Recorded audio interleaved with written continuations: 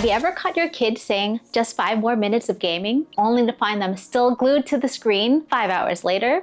You're not alone. Today we're diving into the world of gaming addiction, what it really looks like, and why some kids struggle with it, and practical steps that you can take to help. Is it just a fun hobby or something more serious? Let's dive into it and find out together. So what exactly is gaming addiction? It's not just about playing a whole lot of Fortnite or Minecraft or Roblox, folks. It's an actual thing. The World Health Organization and the American Psychiatric Association recognize it as internet gaming disorder, a pattern of excessive gaming that significantly impacts daily life. So let me be super clear. Many kids play video games for hours without any problems. I'm sure you know several people in your life that are on their gaming consoles every weekend, but they still get their homework or job done, play soccer or other sports, and hang out with their friends. The difference? Someone with gaming addiction loses control over their gaming habits and continues despite negative consequences. It's when gaming starts dominating everything else in their life that we need to pay attention to. Think of it like this.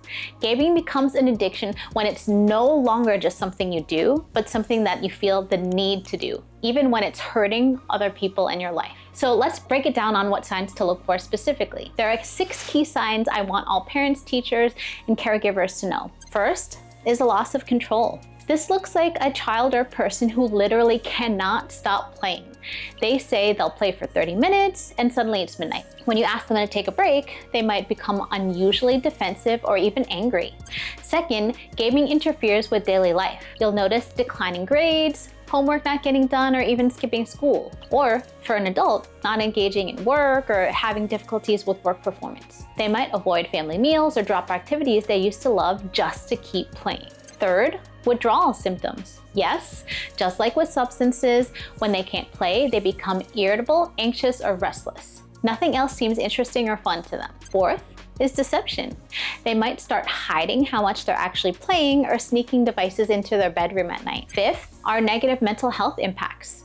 Gaming becomes their primary coping mechanism for stress or negative emotions. Their self-esteem becomes tied to in-game achievements rather than real-life accomplishments. And finally, physical health symptoms like fatigue from staying up all night gaming, headaches, or even neglecting basic hygiene or meals. What's tricky is that not all of these need to be present for there to be a problem, and context matters. Some kids might play for hours on end during a vacation, but maintain balance during school time. It becomes concerning when gaming is consistently disrupting their well-being and functioning. So now let's actually talk about why some kids actually are more vulnerable to gaming addiction than others. Modern video games are literally designed to be engaging, with rewards, achievements, and social connections that keep players coming back. That's not a conspiracy theory, that's just good game design.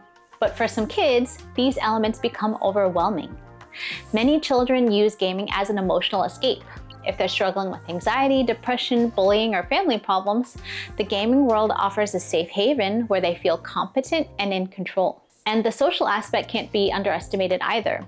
For some kids, particularly those who struggle with face-to-face interactions, online gaming communities provide genuine friendship and acceptance. Their gaming friends become their primary social circle, making it even harder to disconnect. And let's be honest, in some homes, there's simply a lack of boundaries around technology use. Without guidance on healthy limits, it's easy for gaming time to expand unchecked. And understanding these factors isn't about placing blame, it's about recognizing why simply taking away the games often doesn't work and can sometimes make things worse. And let's actually also talk about, me as a psychiatrist, and how gaming can affect the body by affecting dopamine. When you game, your brain releases dopamine, a neurotransmitter that makes you feel pleasure and reward. It's also the neurotransmitter that is related to addiction. But the problem is, gaming triggers a constant flood of dopamine, far more than what's naturally released during everyday activities.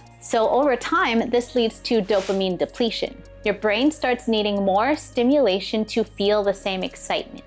As a result, everyday activities like reading, studying, or even talking to friends can feel dull and uninteresting. This depletion affects your attention and focus, making it harder to concentrate on school, work, or even conversations.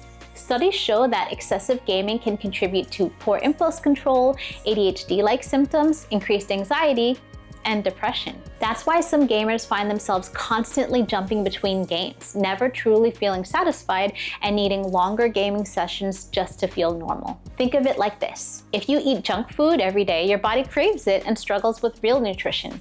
Gaming works the same way, overstimulating your brain while weakening its ability to enjoy normal life activities. The good news, your brain can recover. Reducing screen time, engaging in physical activity, and practicing mindfulness can help reset your dopamine levels and bring balance back into your life. So, along the same vein, what are things that you can actually do if you're concerned?